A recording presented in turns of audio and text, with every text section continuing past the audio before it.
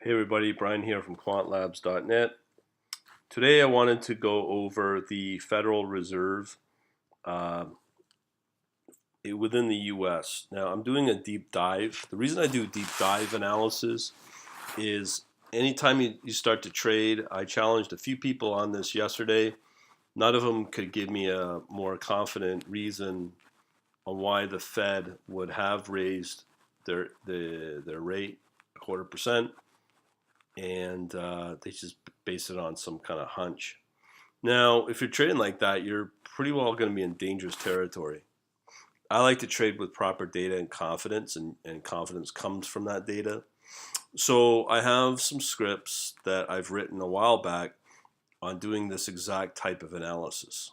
Now, if you go to my YouTube channel and you just go to youtube.com/quantlabs, all you really got to do is just do a search right here for Fed, and it's going to bring up all these different reports and analysis that I've done for both the using Python and MATLAB, but obviously I'm using MATLAB now. But there's some interesting things that come out of this type of analysis, and it really will help you get a better view of the markets and where the markets are at. So obviously we're doing this for June 15th. And from a technical point of view, I sort of show this in one of my little courses. I'm not sure if it's valid or not, but you can definitely use this exact same type of technology that I'm using in this Python algo trading components. It shows you how to generate your charts, do some downloading, and so on and so forth. So essentially what we've got here, and I'm just going to show this for those that are interested, if you look at uh, the if you look at the files, um, there is this file and this file, and basically, as you know, hopefully, I have two versions of Python. There's Python 2.7 and then 2.713, and then we have Python 3, which I believe is 3.61. Yeah, right here. Okay, so I just want to highlight that, but this really doesn't work in Python 3. That's all I'll say. Okay, so what I've done here is I've got my folder of the charts and the raw files. So for instance here, if we've got durable goods, we can take a look at the raw file that's downloaded from the Fed, and then you get the date and the number, all starting at all the way from 92, and they start tracking it, and it looks like it's every month to the most recent of April 2017. Okay, so there's that. Plus, there's a corresponding file.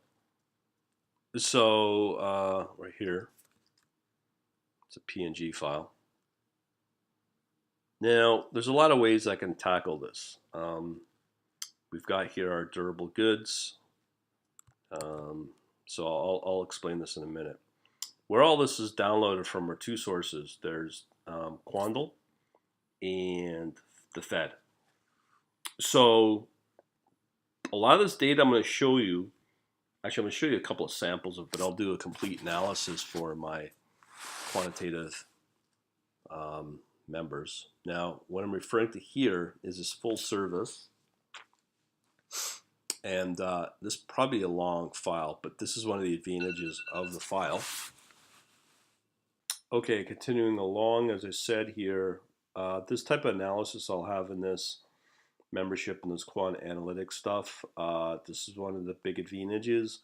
I'm going to try to throttle down the amount of data that I present. I just don't want to overwhelm people because it can get pretty overwhelming pretty quickly because the data is so much. But regarding the Federal Reserve, all this data is forward-looking. So because of that, that means we can use that for guidance and forecasting where the market will be and where it'll go probably, let's say, over the next 90 days. Now, we just had a Federal Reserve rate increase yesterday. And as I said, it's pretty hard for me to lump conversations. And when you ask people, why do you think the Fed raised the rates? And they just base it on some intuition or hunch.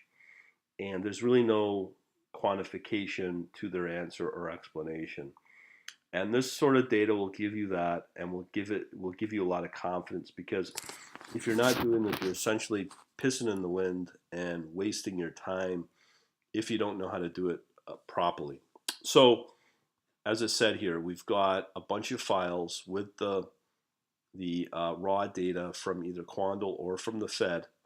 And as I said, if you do a search for Fed on the channel here, you'll get all of how it works. Just got to pick off the right video. I'm not here to teach you all that, but I just wanted to do a quick video on the most recent analysis, which is for June 15th. So in this video, I'm just going to give you just a couple of hints of what is working and what's not.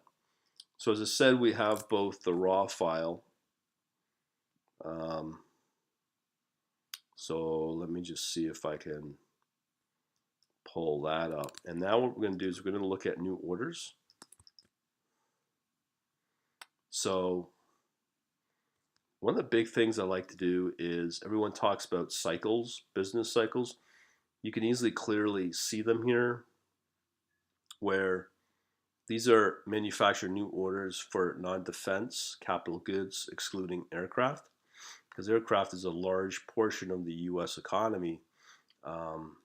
You can see here historically what's been happening since, let's say, the financial crisis, as well as the last recession back leading up to 2002, as well as the climb back up to 2008 and back down to 2009. And here we are coming up to 2010 roughly to 14, and we're slowly getting a slow decline and back up again. So we don't know where this is going, but one thing what we can do is we can look at the data. Now the data says a lot, obviously. So here we have our data.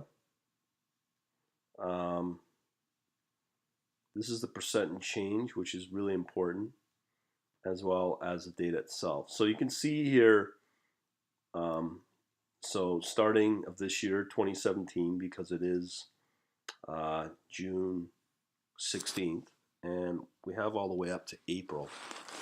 But it's an indicator of where things are chugging along. Now, I don't know when they'll release the May numbers. I don't have, looks like it's the 5th, but again, I'm not sure. But this is the most recent data we have.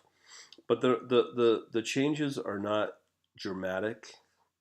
They are going up. There's definitely more positive than negative, but you really can't work off of that. So I'll just leave that as a just eyeballing it, I guess. Okay, so where's my file? This it? Nope. It don't matter. Okay, let's choose another file. Now, housing is an interesting one because a lot of the more recent employment was in housing. So this will indicate the number of house permits throughout the U.S. So you can see here, this is private housing. There's a huge decline between, I mean, I can look at the data, but I'm going to say between 7 to 9, and it's been steadily increasing.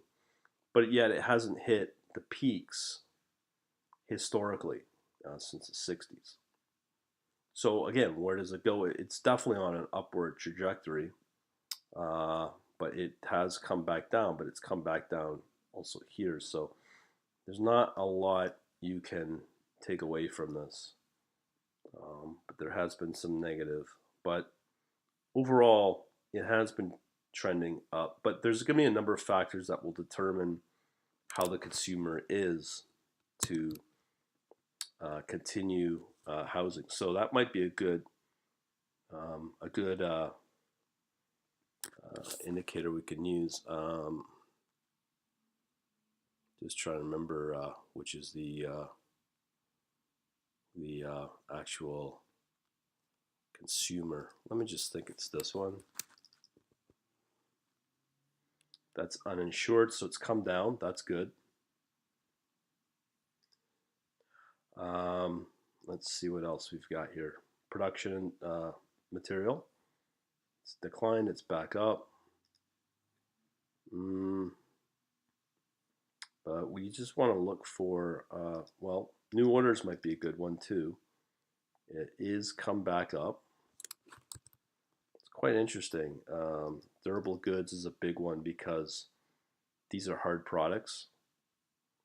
So it's gotten a little choppy there. Doesn't say a whole lot. GDP is a big one.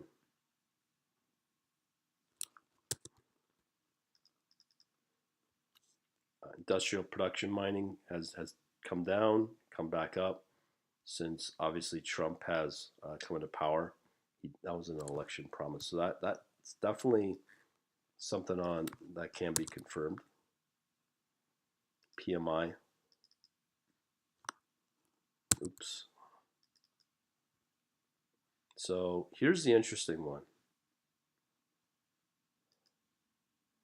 This is the PMI. This is manufacturing. So it has declined, but it could flatline. I mean, there is just no sense of direction here on which way it's going to go.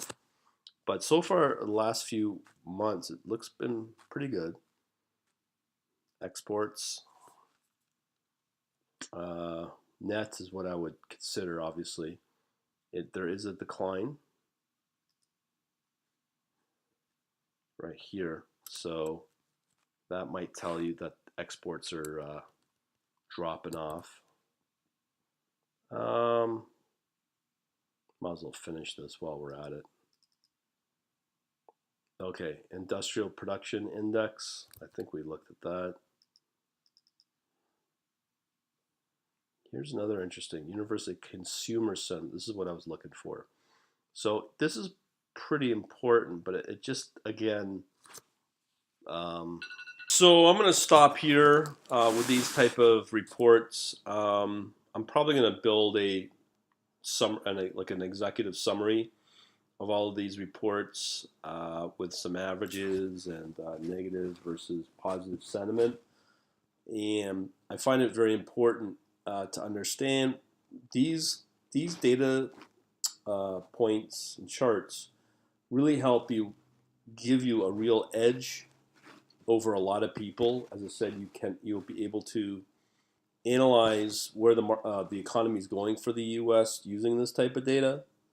Not only that, but you can actually do it with confidence, which is really important, knowing what to look for and what it actually means. But overall, just wanted to introduce this to you. I'm planning to probably run it every couple of weeks, and I'll make this executive summary available to my members. But I just want to give you a raw outlook for the Fed as of this date on June 15th. If you ask me, from what I'm showing thus far, there's really no clarity. But when you start working with more economic data, such as retail sales, also, as I said, the consumer sentiment's a very important one. But just looking out for other indicators, namely the markets themselves, see how they're doing, and so on and so forth. So hopefully this will give you a better snapshot of what we're doing. And hopefully I'll see you at one of my meetups regarding this stuff. Talk to you later.